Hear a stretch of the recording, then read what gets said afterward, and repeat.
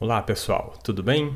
Pessoal, vamos para a nossa aula 3 então de projeto de fábrica e arranjo físico, e esta aula aqui é sobre operações de armazenamento e separação.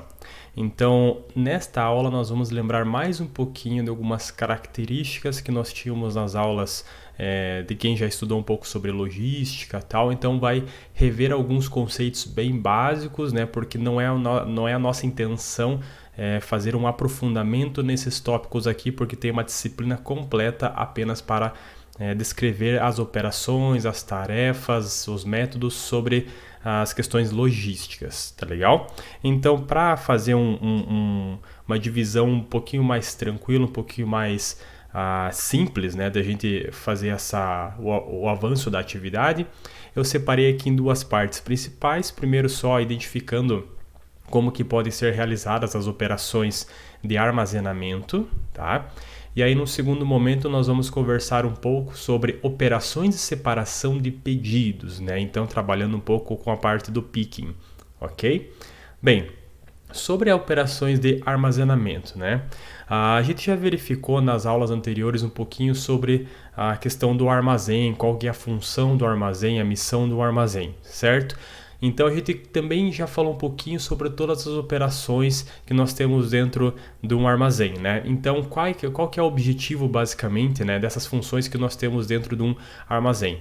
Basicamente a gente busca maximizar aqui a utilização dos nossos recursos, tá? Então nós temos aqui a utilização de recursos, satisfazendo simultaneamente as necessidades do cliente, né? Então a gente precisa aqui ter um foco muito grande nos recursos. A gente já vai discutir um pouquinho quais recursos que isso daqui pode envolver, né? Ou maximizar também a satisfação do cliente.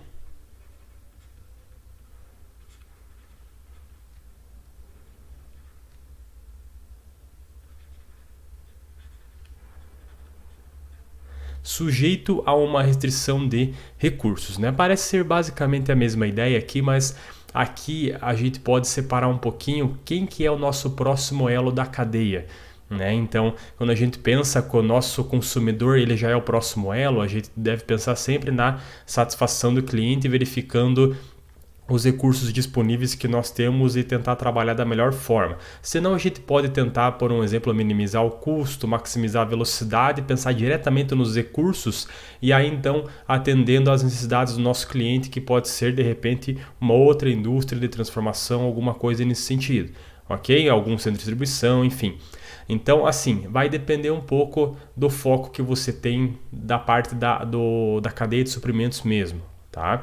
Desses recursos aqui, o que a gente pode mais ou menos separar, né? O que é um recurso importante? Primeira coisa que nós temos, a gente vai ver em outros conteúdos também, é a questão do espaço, certo? Nós temos também a questão que tipo de equipamento nós vamos utilizar. Nós temos a característica da mão de obra. Pode ser a questão sobre a produtividade, treinamento, a questão do nível de automatização, né? Que tipo de acesso que eu vou ter ao material.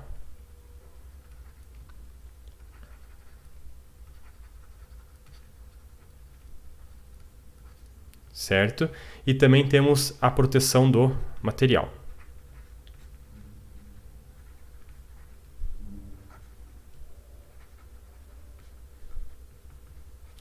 Tá? Então, a intenção aqui, né, que nós temos dessas necessidades do cliente, né, para a gente tentar atender, né, pensando também nos recursos, as necessidades do cliente para as funções de armazenamento aqui, na verdade, a gente quer obter esses bens desejados rapidamente e em boas condições, utilizando da melhor forma os nossos recursos aqui, tá? Então, nós temos duas características principais trabalhando com armazenamento aleatório ou armazenamento dedicado, ok? Então, vamos pensar aqui o que seria a vantagem, o que seria uma característica, né, de cada um desses tipos de armazenamento. Como o nome já sugere aqui do armazenamento aleatório, a gente sempre pensa, né, baseado na conveniência da disposição.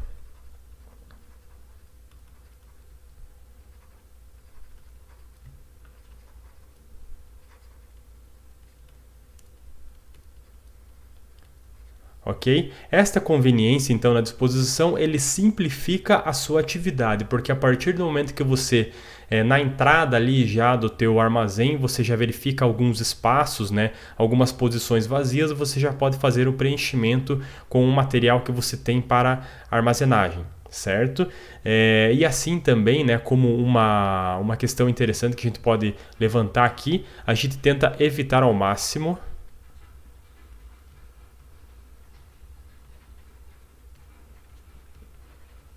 os espaços vazios.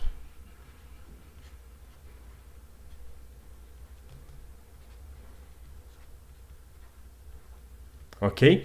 Então, é claro que a partir do momento que a gente tem essa questão aleatória, né, não interessa que tipo de produto que eu estou guardando, se ele tiver características bem parecidas, a gente pode, por conveniência, fazendo essa disposição e fazer a proximidade, né, desses espaços que tem posições próximas, né? Então a gente vai preenchendo e deixando um pouco mais denso, né, a quantidade de produtos em determinado local, até necessitando muitas vezes de um menor espaço do que o armazenamento dedicado. Então este aleatório aqui ele é bastante utilizado em condições altamente sazonais e dinâmicas, né, que é difícil você ficar fazendo alguma análise para tentar zonear, para tentar setorizar este armazenamento aqui, tá? Já o dedicado ele requer um maior controle, né? Então, se você tem, por exemplo, um sistema, tá, de armazenamento, né, para fazer essa gestão do armazenamento aqui, ele vai ajudar muito nesse armazenamento dedicado, porque a partir disso daí, como você tem uma separação, você tem uma dedicação, né, por tipos de produtos, por classes de produtos, questões relacionadas à movimentação, essas coisas, então você tem uma melhor organização nesse caso aqui.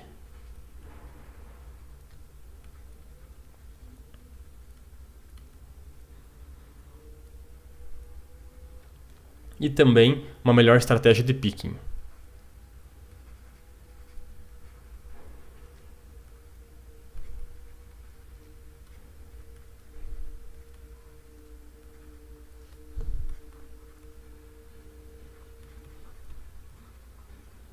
Certo? Porque daí aqui você consegue então definir melhores rotas a partir dos pedidos, porque você sabe aonde está a área, né, que se refere a determinado produto ou famílias de produtos, ok? Então essa ideia aqui a gente consegue fazer a separação, né, do que é necessário ter um armazenamento aleatório e um armazenamento dedicado, né? Eu comentei um pouco aqui sobre a questão do espaço, né? Então aqui acho que uma palavra-chave que define aqui a questão da organização, né? Eu já coloquei ali em cima, né? E aqui a questão do espaço.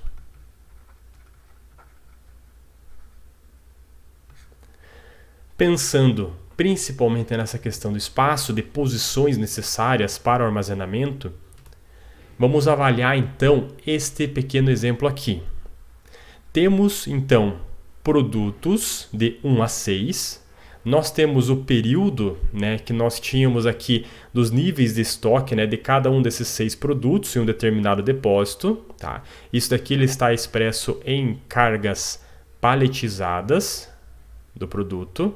Ok? Então nós temos os 24 períodos aqui.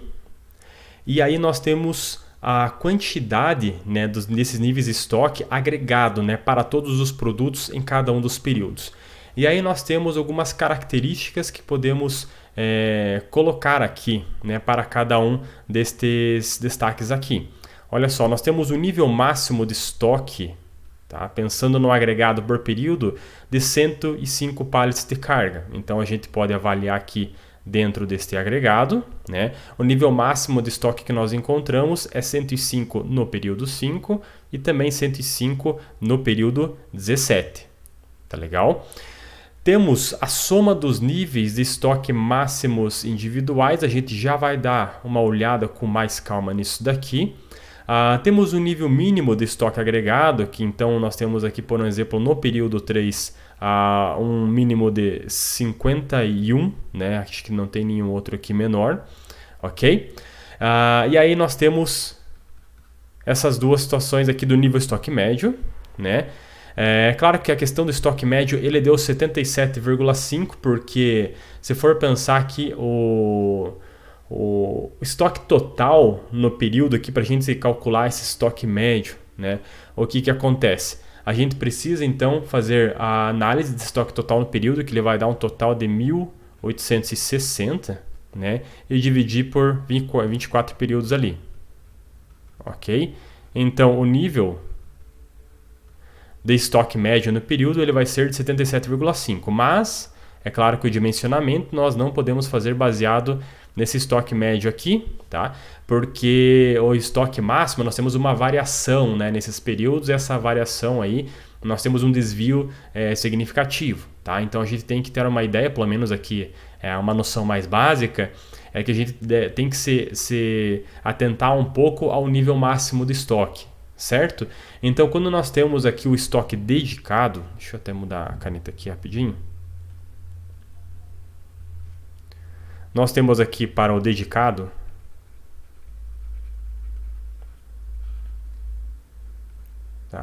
uma característica aqui que é a soma dos níveis de estoque máximos individuais. Por quê? Se eu tenho um estoque máximo e eu estou trabalhando dedicado por produto, né, então eu preciso verificar aqui o número de posições que eu preciso de forma a acomodar todos os produtos. Mas como eu tenho uma dedicação de área para cada um desses produtos, eu preciso verificar o máximo individual para cada produto, certo? Então o número de posições que eu vou precisar para fazer esse estoque então nós temos aqui o máximo deste produto 1, né, do nível de estoque desse produto 1, o máximo do produto 2, o máximo do produto 3, o máximo do produto 4, o máximo do produto 5 e o máximo do produto 6, certo? O máximo que eu tenho aqui é 24, né? Nesses 24 períodos aqui, o máximo que eu tenho aqui é 24, período 1, período 13, né? Então é o máximo que eu encontrei aqui. Aqui vai ser 36, aqui 8, aqui eu tenho 24, aqui eu tenho 24 e aqui eu tenho 24. Então eu fazendo a soma aqui, eu vou ter um total de 140 posições necessárias, tá? Porque eu estou avaliando o máximo de cada produto porque ele é dedicado. Agora, se eu trabalhar com o aleatório, certo? O que eu vou precisar aqui da questão do aleatório? É justamente trabalhar com o nível máximo de estoque. Porque não me interessa, né, a questão relacionada ao produto, como eu estou fazendo esse posicionamento aleatório, então me interessa só os máximos que eu alcancei desses níveis de estoque nesses últimos períodos, né? Então a intenção do teu estudo, né, de fazer a separação, você precisa então de 105 posições necessárias aqui, ok? Então aqui nós temos uma diferença grande, se formos pensar assim. Pensando, é claro, tá, pessoal? Só na questão do espaço. Tá legal? Também a gente pode avaliar a característica aqui de uma forma um pouco mais visual, né? Como que isso daqui poderia ser identificado, né? Então temos uma doca aqui no nosso dedicado. Deixa eu mudar novamente a caneta aqui. Tá? Nós temos uma doca aqui no dedicado de entrada, né, para fazer, por exemplo, a entrada e saída de materiais e produtos e tudo mais. Perceba que nós temos uma zona A aqui, né? Então, com certeza essa zona A aqui ela pode ser estabelecida, né, por algum critério, vamos dizer a gente vai ver aqui para frente por questão de popularidade, né, por questão de volume movimentado, né, por questão de tamanho de carga também, né, focado no custo de movimentação dessa carga, né? Então ela fica mais próxima aqui da doca. Nós temos um segundo nível aqui do B, né? Então esse segundo nível era só para colocar os materiais, os produtos da categoria B, e aí aqui no mais externo sobre a categoria C. Pensando que a intenção aqui a gente tem que pensar na organização, né? Nós temos esse estoque dedicado aqui. E aí você pode fazer essa avaliação, essa classificação por popularidade e tudo mais, né? É claro que aqui você, dependendo da situação, a gente vai, vamos marcar aqui por um exemplo. Se eu verificar que eu tenho espaços disponíveis, vamos pensar aqui um espaço disponível em B, né? Porque aqui o nível de estoque começou a ficar um pouco menor, tá? Não interessa se eu estou aumentando meu estoque de nível C, né? Porque eu não posso encaixar nenhum C aqui porque toda essa área está dedicada para B. Então eu vou ter que trabalhar sempre nesta área mais externa aqui. E aí eu estou fazendo o quê? Né?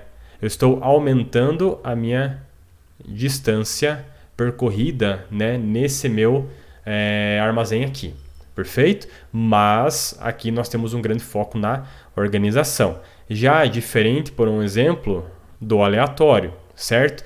Porque o aleatório aqui a gente pode agregar de forma conveniente aqui próximo da entrada e saída, né, dessa doca, independente de que tipo de produto que eu tenho, se é A, B ou C, né? Então eu posso agregar tudo isso daqui o mais próximo possível de forma a diminuir a distância, né? Mas aí o que acontece, né? Aí, por exemplo, a estratégia de picking aqui, ela pode ficar um pouco mais confusa, né? Por questão de endereçamento e tudo mais, ok? Pensando, né, numa definição de organização que nós temos dos estoques, né, a gente pode pensar, por um exemplo, um arranjo físico por popularidade. A gente vai verificar 3 tipos, né, de arranjo físico por popularidade que a gente pode fazer. Uma delas é, pensando quando nós temos apenas um acesso, tá, verificar este acesso aqui na entrada, saída no mesmo ponto, né? E aí o que vai acontecer? Aqui você tem então pensando que, até pensando numa classificação ABC aqui, né? A gente pode verificar aqui na questão de movimentação.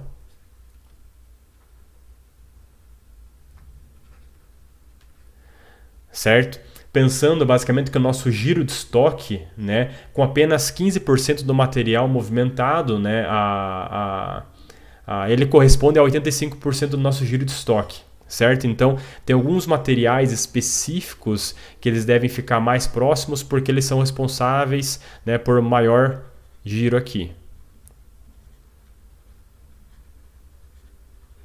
Ok? Então aqui você tem uma área onde os materiais têm uma movimentação muito maior. Aqui nós temos uma movimentação mediana, né? Então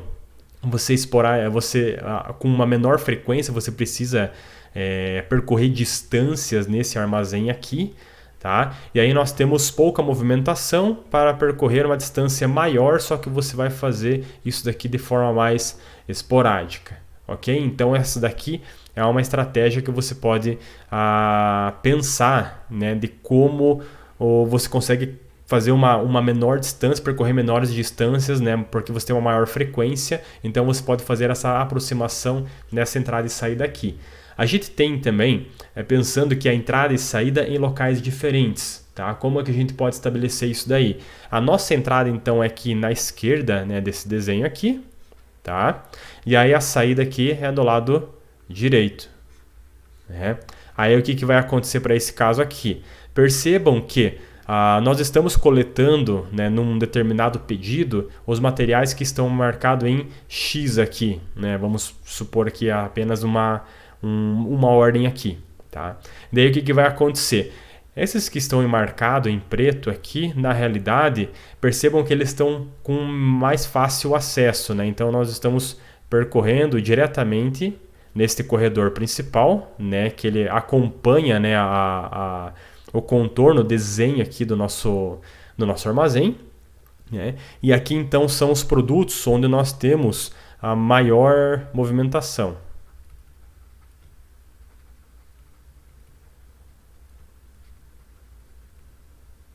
enquanto os que estão atrás aqui, né, pode ser aqui nesses racks aqui, né, mais perto da parede, um pouco mais longe, né, deste acesso principal, porque daí você tem que percorrer uma distância um pouco maior para fazer esse picking aqui. Aí o que vai acontecer? Esses materiais são de menor movimentação.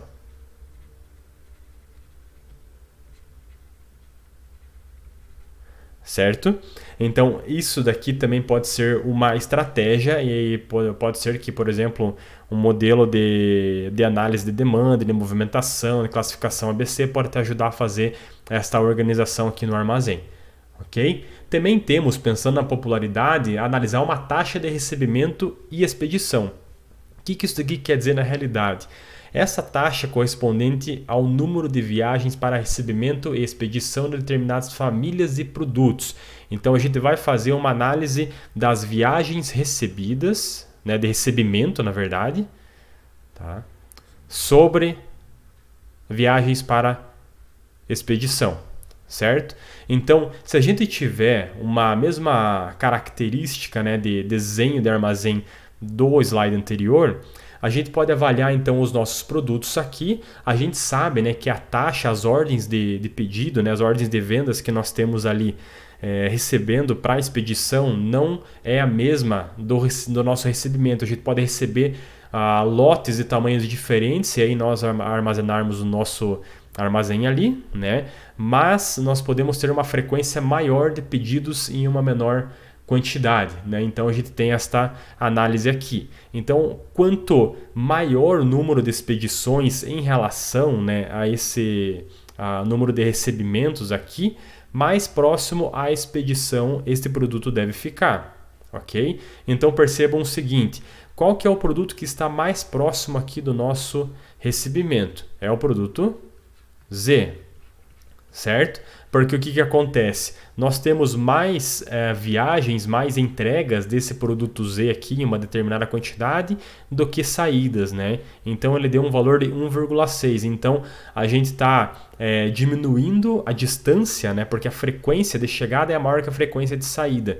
Então a gente está diminuindo a distância que a gente precisa fazer dessas chegadas aqui. Então aqui é uma distância mais curta, né, em relação ao recebimento, tá?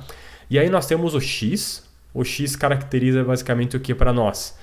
Nós temos então 30 recebimentos aqui em um determinado período e 40 expedições. Então a gente tem uma taxa recebimento-expedição de 0,75. Tá? Então ele está na segunda aqui porque ele não está, ele está relativamente longe da expedição, né? Mas o número de recebimentos que você tem aqui ele também é alto. Então você está tentando fazer um equilíbrio aqui, se deixando mais próximo ao centro aqui do nosso depósito. Tá? Por que ele ficou aqui na segunda posição? Porque nesta terceira posição aqui nós temos o produto W. Por quê? Então ele tem uma relação recebimento-expedição em que esse valor é um pouco menor do que X. Então a gente precisa pensar nesta relação aqui e deixar W um pouco mais próximo da expedição do que em relação ao recebimento. E aí por fim nós temos o Y, né? Tá? Em que nós temos uma viagens para fazer esse picking e aí colocar no setor de expedição muito maior do que o número de recebimentos, os lotes que nós temos aqui para armazenagem. Tá? Lembrando que essas quantidades são diferentes, né, em recebimento e expedição. Tá? Então se a gente tem então muito mais ordens, né, de pedidos aqui para trabalhar com o picking para o Y, né, a intenção é que a gente consiga deixar ele mais próximo desta expedição. Então você tem uma frequência maior de viagens, né, entre esse Y aqui, essa área de Y e a expedição, porém, então você está percorrendo, né, em contrapartida, uma menor distância para fazer esta busca por esses materiais e mandar para a expedição. Ok? Então esse daqui é um outro tipo de arranjo físico. Arranjo físico por similaridade. Então aqui nós temos basicamente a premissa do seguinte, né? Quais são as chances de uma pessoa, né, que compra um computador, tá? Então que compra, por exemplo, colocar aqui um gabinete, certo? Também fazer uma compra casada com um monitor, tá? Ou de repente comprar um gabinete, comprar um teclado e aí comprar também um mouse, certo? Então você tem similaridade desses itens aqui e aí você pode fazer essa venda, né? essa compra, esse picking, você deixa num setor definido, né? Para onde tem essas partes dos eletrônicos aqui, pensando em eletrônicos não, né? Em termos da área de informática. Tá? Então os produtos eles ficam concentrados, né? Os produtos principais e seus periféricos eles podem ficar concentrados em uma determinada área. Ok? Então você pode fazer esse arranjo físico pela similaridade ou até por conjunto. Tá legal? Ok? E a questão também você pode pensar na questão de similaridade pensando em termos de não anula, vamos dizer assim, a questão do tamanho, do volume, das características, né? Porque aqui você precisa analisar também a questão da tecnologia envolvida, né? Para fazer esse manuseio desses materiais aí, certo? Temos também por tamanho, como eu comentei com vocês, que é uma ideia do similar, só que você tem uma unidade de medida diferente. Então você tem aqui, por exemplo, produtos mais pesados, volumosos, difícil manuseio, né? Você tem um custo maior relacionado a eles, ok? Então vocês precisam deixar o ponto mais próximo de uso, né, de algum tipo de transformação, de inspeção, expedição, vamos pensar assim, desses produtos, né, de uma forma um pouco mais fácil, tá? Dos equipamentos que você tem para manuseio, né? Então isso quando você precisa de por exemplo, uma ponte rolante, alguma coisa assim, para fazer um manuseio de um componente muito mais pesado, por um exemplo, tá? Isso daqui você pode identificar onde está essa ponte rolante e aí todos esses produtos mais pesados e difíceis de manuseio podem ficar próximo dessas pontes, né? Então esse daqui é uma ideia que poderia ser colocada também. Temos também por características, né? Então temos aqui produtos perecíveis, produtos perigosos, vocês devem alocar ao mesmo local porque você tem características de armazenamento diferente, com refrigeração, com um sistema de segurança diferenciado para eles, ok? Também temos aqui a utilização do espaço desse armazenamento, algumas boas práticas que nós podemos pensar aqui. O mais indicado é que, independente de onde esteja o seu rack, tá? É que você tenha acesso fácil, uma visibilidade boa, né, para você percorrer esses racks, esses corredores que você tem de acesso aos racks, né, independente se é elevado ou não, certo? Então aqui nessa característica do A é a melhor situação possível, tá? Aqui nós temos um probleminha, aqui também nós temos um outro probleminha e aqui também nós temos um outro probleminha, tá? Não que vai deixar de funcionar, é claro, o seu armazém, né? Mas as boas práticas, pensando na questão da facilidade, da visibilidade que você tem do armazém, da questão do espaço e também do acesso, tá? Pensando que o nosso acesso está aqui, nessa parte inferior, ok?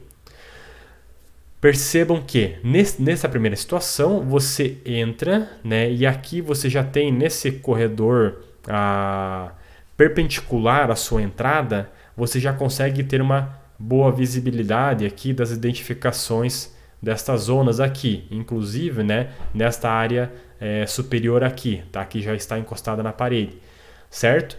Para cada um desses racks, percebam que independente praticamente de onde que eu estou aqui, né, em todos os cantos que eu tenho aqui, né, as bordas de cada uma dessas ilhas, desses racks aqui, eu tenho acesso para pegar determinados produtos, tá? Então aqui são todos os acessos possíveis, então ele tem o melhor aproveitamento dos corredores, tá? Nessa situação B, o que vai acontecer? Eu tenho um arranjo físico considerado inadequado porque cada lado das nossas ilhas de armazenamento não tem um acesso a partir de um corredor, certo? Então percebam que nestas bordas aqui eu tenho acesso basicamente só por estes corredores aqui. Eu não tenho acesso por esse corredor e não tenho acesso também por este corredor. Então isso daqui ele pode ser modificado de forma a tentar deixar nesta característica aqui para que qualquer corredor seja possível de trabalhar com o acesso a esses materiais. Nesta situação C, nós temos o recebimento e expedição aqui, porém, você tem a maioria do estoque ele não é armazenado ao longo do eixo da edificação. Tá? Isso daqui, questão de visibilidade, ele já é um pouco pior, né? Isso daqui é muito comum se vocês verificarem em mercados. Em mercados, o que acontece? Você entra no mercado, a hora que você passa do setor principal da entrada já para as linhas de produtos das gôndolas, vocês conseguem perceber que eles têm essas características mais, digamos, longitudinal, né? Então ele acompanha o eixo da edificação e aí você tem o acesso pela identificação dos corredores aqui, né, a esses produtos. Tá? Então aqui você precisa, por um exemplo, verificar nesses cantos aqui para então começar a identificar aonde se encontram, em que setor que se encontram os produtos que vocês precisam. Né? Você não tem uma visibilidade boa do teu armazém logo no momento que você entra. Tá? E aí nós temos então também uma última situação que ele considera inadequado porque nós temos um corredor que está posicionado na frente de uma parede que não contém uma porta, tá? Então vocês podem identificar aqui que não tem nenhum aproveitamento desse espaço aqui. Vocês têm um espaço determinado em que poderia ter um rack para você fazer um aproveitamento dessa parede disposta. E aí ter mais um tipo de acesso neste sentido aqui. Porque para compensar isso daqui, pode ser que você faça um alongamento, né, dessas ilhas centrais aqui, desses axes centrais, ok? Então você precisa trabalhar também com uma característica dessa daqui que é uma boa prática, tá? Pensando na separação dos pedidos, né? Por que é tão importante você pensar que tipo de picking, qual que é o impacto que você tem, né, dessa separação de pedidos dentro das suas despesas? Nas funções que nós temos da questão de um armazém geral, né, você tem uma análise de expedição, você tem uma análise de separação de pedidos, você tem uma análise de armazenamento em si e também do recebimento. Né? Estima-se que 55% da despesa operacional está na nossa separação de pedidos, ok? Então, para isso, nós temos alguns métodos bastante clássicos de picking, né? O primeiro seria o picking discreto. Depois, picking por zona. O picking por lote. E o picking por onda. Ok? O primeiro, discreto, é o mais simples de ser aplicado. Por quê?